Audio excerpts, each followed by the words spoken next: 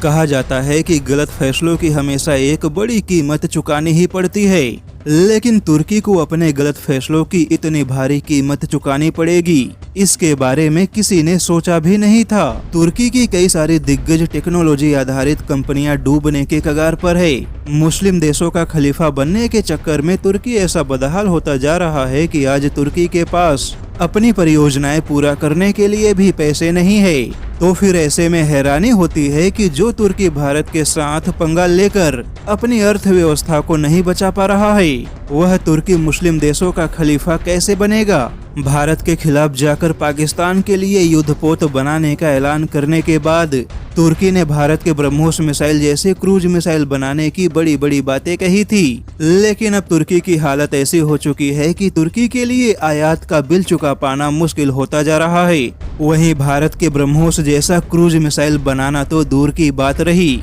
CSIS की report की माने तो छोटे बड़े हथियार बनाने की तुर्की की 80 से ज्यादा परियोजनाएं बंद हो चुकी है, और अगर तुर्की को कोई बड़ी राहत या कोई बड़ी सहायता नहीं मिली तो खलीफा बनने का दावा करने वाला यही तुर्की अगले 3 सालों में पाकिस्तान जैसा ही दिवालिया होने के कगार पर आ सकता है। हालांकि डूबते को तिनके का सहारा बनकर तुर्की को बचाने के लिए संयुक्त अरब अमीरात सामने आया है, क्योंकि संयुक्त अरब अमीरात और तुर्की के केंद्रीय बैंकों ने क्षेत्रीय मुद्राओं में $5 अरब के करेंसी स्वैप समझौते पर सहमति जताई है, ताकि दो क्षेत्रीय प्रतिद्वंदियों के बीच वित्तीय सहयोग को मजबूत बनाया जा सके। लेकिन जानकारों का मानना है कि संयुक्त अरब अमीरात का ऐसा कदम तुर्की को कोई खास फायदा नहीं पहुंचाएगा। वहीं तुर्की के लिए ड्रोन हथियारों में बड़ी सफलता हासिल करना भी कोई फायदा नहीं पहुंचा रहा, क्योंकि तुर्की भारत या यूरोपीय यूनियन जैसे कई सारे बड़े सहयोगी देशों के साथ अपने द्विपक्षीय संबंध बिगाड़ चुका है,